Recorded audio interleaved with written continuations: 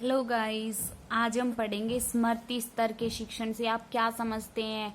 स्मृति शिक्षण पर शिक्षण क्रियाओं का आयोजन किस प्रकार किया जाता है। टोटल ये होता है कि हम स्मृति लेवल क्या होता है ये पढ़ेंगे। मेमोरी लेवल्स ये हमारी अधिगम और लर्निंग वाली बुक में से है। तो हम पढ़ेंगे अधिगम शिक्षण, अधिगम के स्तर। यानी कि देखो, जो शिक्षण होता है वो अधिगम की जो प्रक्रिया होती है बहुत जटिल प्रक्रिया होती है। ठीक है, अधिगम में क्या होता है कि ध्यान जो ज्ञान होता है वो हमें अर्जित करना होता है। शिक्षण की क्रियाओं को संपूर्ण किया जाता है उससे।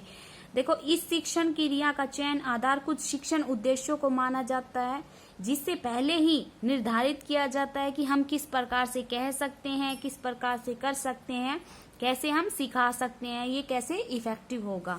ठीक है, हम स्कूलों में विभिन्न सत्र होते हैं, पाठ्य वस्तु का शिक्षण किया जाता है। हर सत्र का पाठ्यक्रम अलग अलग होता है और वो अलग अलग प्रयास करते हैं। टोटल 3 टाइप के होते हैं: स्मृति स्तर, बोध स्तर और चिंतन स्तर। आज हम पढ़ेंगे स्मृति लेवल यानी कि मेमोरी लेवल।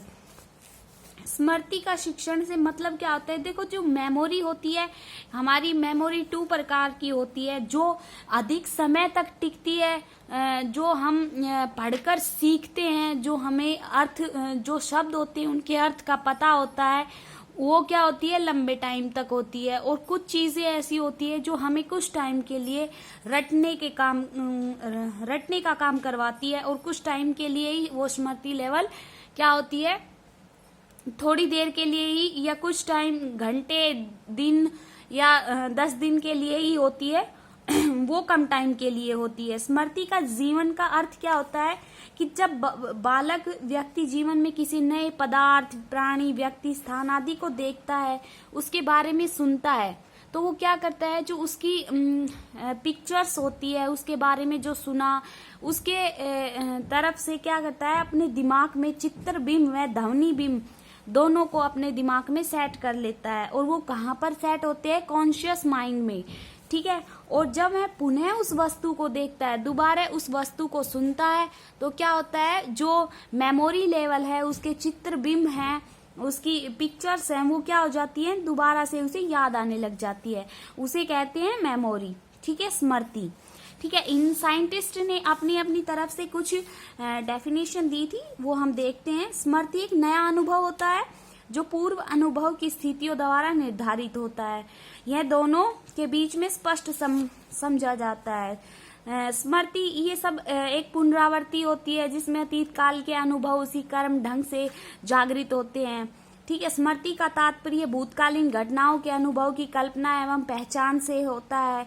बताया था ना मैंने। और वुडवर्ड के थ्रू क्या है कि सीखे हुए अनुभव का सीधा उपयोग ही स्मृति होता है। जो हमने अनुभव सीखे हैं उनका उपयोग हम करते हैं, वही स्मृति होता है।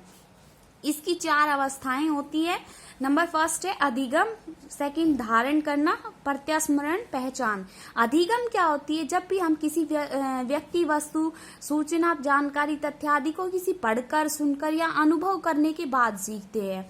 सीखने का वह कार्य हमेशा कौन से माइंड में सेट होता है, कॉन्शियस माइंड, चेतन मन में समाहित होता है।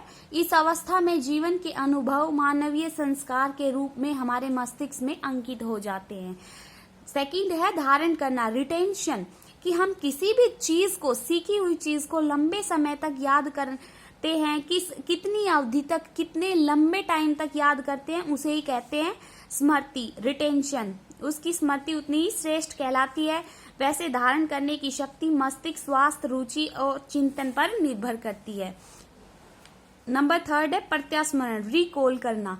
रिकॉल, देखो, धारण किए गए अनुभव को चेतन मन में लाना ही प्रत्यास्मरण कहलाता है।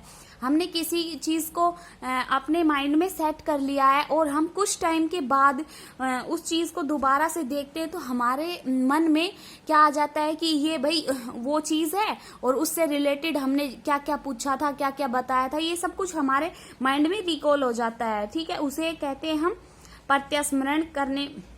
और अगर कोई व्यक्ति ऐसी बात को नहीं जानता है, जैसे पहले उसे पता हो, पहले उसने की हुई हो और अब उसे कुछ याद नहीं आ रहा, तो उसे में क्या होता है कि उसकी रिकॉलिंग पावर होती है वो खत्म हो गई है। नंबर 4 है पहचानना, रिकॉग्नाइजेशंस, जब किसी सीखी धारण की हुई बात, जानकारी, वस्तु आदि को पुनः देखकर व्यक्ति उसे पहचान लेता है, अर्थात उस बात से संबंधित हर प्रत्येक सूचना, जानकारी चेतन मन में लौट आती है, वही पहचान करना कहा जाता है।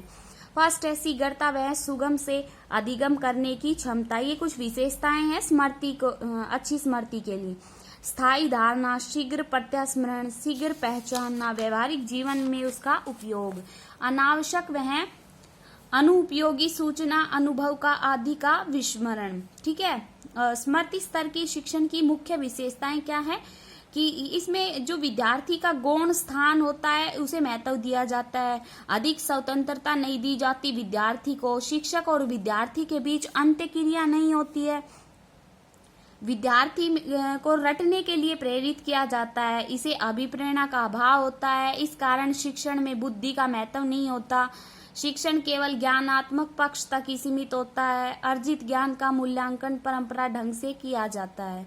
यह शिक्षण बोध स्तर व चिंतन स्तर के शिक्षण का आधार प्रदान करता है। ठीक है, समझ में आ गया? बाकी हम कल पढ़ेंगे। आई होप आपको ये समझ में आया हो, तो मेरी वीडियो को लाइक कर दीजिए, चैनल को सब्सक्राइब कर दीजिए। थैंक यू, ताकि आपको अगली वीडियो की नोटिफिकेशन जल्द से जल्द मिल सके।